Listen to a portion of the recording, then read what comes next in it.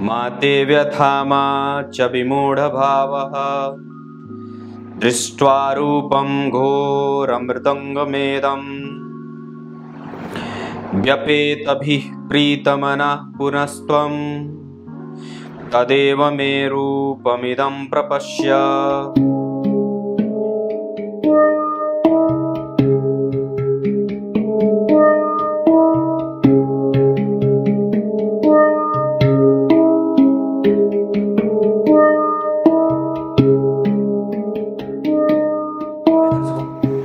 नमस्कार, एक बार फिर से उपस्थित हूँ आप सबके सामने रविवार के बाद सोमवार के कार्यक्रम में। रविवार को नहीं बनाया कार्यक्रम, चतुर्थी के अंतिम दिवस में जो है वो व्रत जो है वो 5 दिनों का था। इस वजह से बहुत ज़्यादा थकान या फिर काम की अधिकता, इस वजह से नहीं बनाया। शुरू करते हैं आज का कार्यक्रम। कहीं नहीं जाना है, बिल्कुल बन के रहिएगा। बहुत लोग बहुत दिन से पूछ रहे थे कि पंडित जी इंदु लग्न पे कार्यक्रम बनाइए। उपस्थित हूँ। कार्यक्रम के आरंभ में बोले गए गीता जी के श्लोकार्थ भी बताने वाला हूँ। बनाते कैसे हैं, करते क्या हैं, इसको समझते हैं। सीधे विषय पे आके मैंने यहाँ पे प्रत्येक ग्रह के साथ उसकी कला लिखी है। ज्योतिष शास्त्र बड़ा गूढ़ विज्ञान है और ये प्रत्येक व्यक्ति इसको जान ना जाए, इस वजह से विशेषज्ञों ने इसमें बहुत सारे सूत्र ऐसे बना रखे हैं जो आसानी से किसी को पता ना चले। और धन की आवश्यकता तो सबको होती है।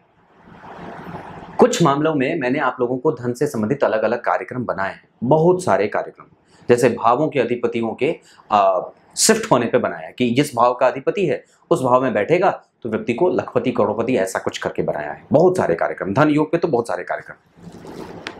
पर इंदु लग्न से स्पष्टतया व्यक्ति के धन के और भी विशद विश्लेषण की स्थिति प्राप्त होती है, जिसमें आपको एक नया वर्ग चार्ट मिलता है।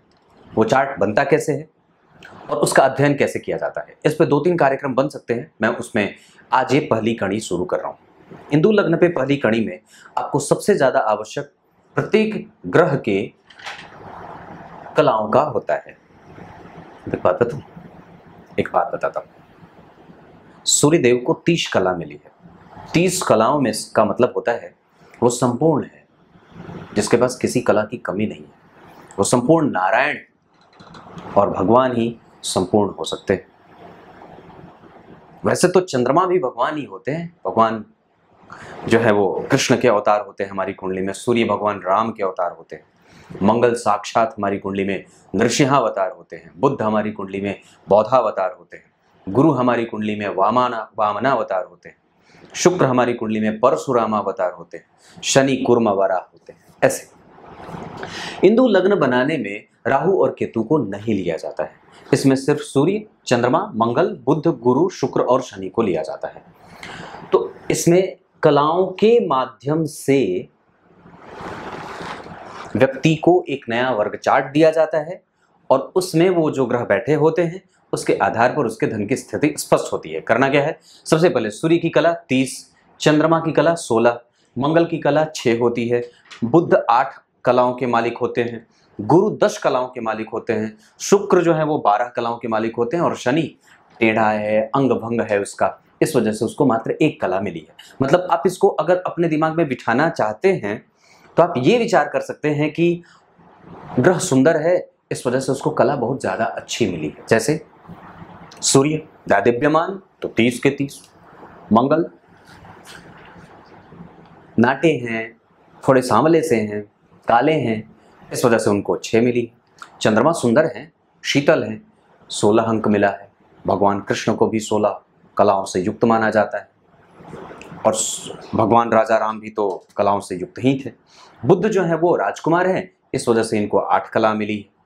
गुरु हमारे हैं, उनके पास उनकी दिव्य मूर्ति है तो उनको 10 कला मिली है। शुक्र सुंदरता का तो स्वयं कारक होता है तो उसको तो ज़्यादा मिलना ही चाहिए, तो शुक्र को 12 मिली। और शनि बेचारे थोड़े हैं, दिखने में थोड़े अच्छे नहीं दिखते, या फिर ऐसा नहीं कह सकते कि अच्छे नहीं दिखते, पर वो उनको कलाओं में उनकी थोड़ी कटगिरी जो है वो कट करके उनको एक मात्र कलाओं का एक कला का मालिक बनाया गया है।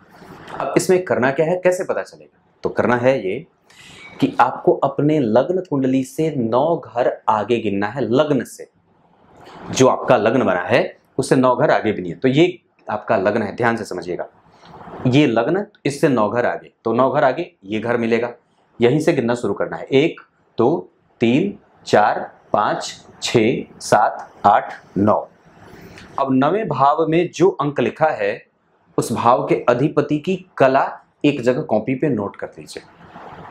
मान लीजिए 9वें भाव में जो अंक लिखा वो अंक था, गुरु की राशि बनी थी, आपने वो अंक लिख दिया 10, गुरु की कला लिख ली 10। अब उसके बाद चूंकि आपको 2 संख्या प्राप्त करेंगे तभी तो जोड़ेंगे, अब चंद्रमा से 9 घर आगे गिनना है, तो चंद्रमा से 9 घर गिनेंगे तो ये भाव आएगा 1, 2, 3, 4, 5, 6, 7, 8, 9। तो चंद्रमा से 9 घर आगे गिनते हैं। आपके लग्न में जो देख लीजिए कि चंद्रमा जहां बैठे हैं वहां से 9 घर आगे जो राशि बनी है उस राशि के अधिपति का जो है वो उसकी कला कितनी है, क्लियर है, वो आपने एक अलग जगह लिख लिया। मान लीजिए उसके अधिपति मंगल बने तो आपने 6 अंक लिख लिया, तो पहले जो प्राप्त अंक था और दूसरा जो प्राप्त अंक मिला, 2 प्राप्त अंक आपको मिल गए। अब दोनों को जोड़ दीजिए।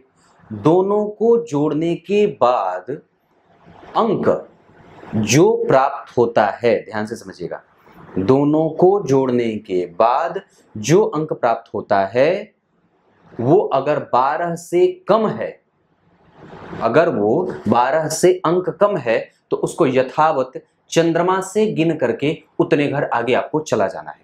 तो मान लीजिए 12 से कम 11 तक गिना तो चंद्रमा से आप गिन करके 11 तक जाएंगे। अगर 9 मिला तो चंद्रमा से आप 9 घर आगे बढ़ेंगे। अगर 6 मिला तो चंद्रमा से 6 घर आगे गिनेंगे।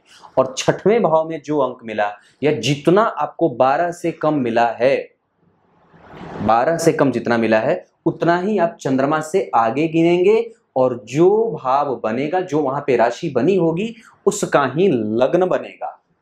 वही आपकी कुंडली का यहाँ इंदु लग्न, वही आपकी कुंडली का इंदु लग्न का अधिपति बनेगा। और उसमें जो ग्रह बैठा है उसको वैसे बिठा दीजिए और बाकी के ग्रहों को जैसे जैसे वो बैठे हैं, उसके अगले घर में जो बैठा है, उसके तीसरे में, उसके चौथे में, उसके 5वें में जो ग्रह बैठे हैं वैसे वैसे उनको बिठा लेना है। अब ये तो 12 से कम की बात रही कि अगर 12 से कम रहा तब तो कोई दिमाग ही नहीं लगाना है। लेकिन अगर थोड़ी सी बात यहाँ पे कि अगर 12 से ज्यादा जोड़ आ जाए, जैसे अपने चंद्रमा से गिना 9 घर आगे तो आपको मिल गया 12, जो राशि बनी थी उसके अधिपति शुक्र थे, आपने उनका जो है वो कला 12 देख लिया तो 12 लिख लिया।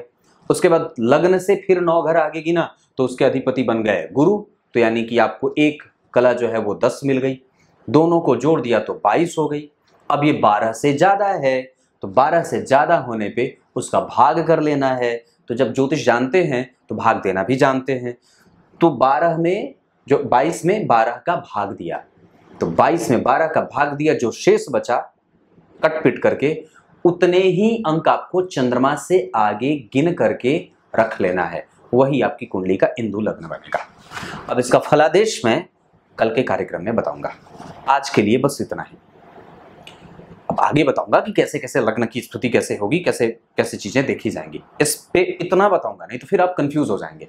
अब आइए आपको मैं गीता जी के श्लोक का अर्थ बता देता हूँ। गीता जी के 11वें अध्याय के 49वें श्लोक में भगवान ने बात कही है, अर्जुन तू मुझे देख करके किसी भी मूढ़ता को प्राप्त ना कर और मुझे इस विकराल स्वरूप को, मेरे इस विकराल स्वरूप को देख करके किसी भी तरीके से चिंतित, हतप्रभ, परेशान और किंचित मात्र भी अपने आप को परेशान और चिंतित होने की कोई आवश्यकता नहीं है। तुम मुझे वापस उसी चतुर्भुज स्वरूप में एक बार फिर से अच्छे से निहार लो। बस इतनी सी बात कही है। कुछ इसी तरीके से आज के कार्यक्रम का समापन करते हैं। तब तक के लिए इजाजत दीजिए। जो प्रत्येक दिन मैं बैनर बना करके डालता हूँ पंचांग वाला, उसको अवश्य देखा करिए और उस पर जो चीजें मैं लिखता हूँ उसे करने का प्रयास करिए। इसके अतिरिक्त शॉर्ट्स जो बना करके मैं डाल रहा हूँ वो आप लोगों के लिए बड़े ही लाभदायक होते हैं। कुछ इसी तरीके से आज के कार्यक्रम का समापन करते हैं। तब तक के लिए इजाजत दीजिए। कल एक बार फिर से उपस्थित होंगे आप सबके सामने। तब तक के लिए बहुत बहुत नमस्कार।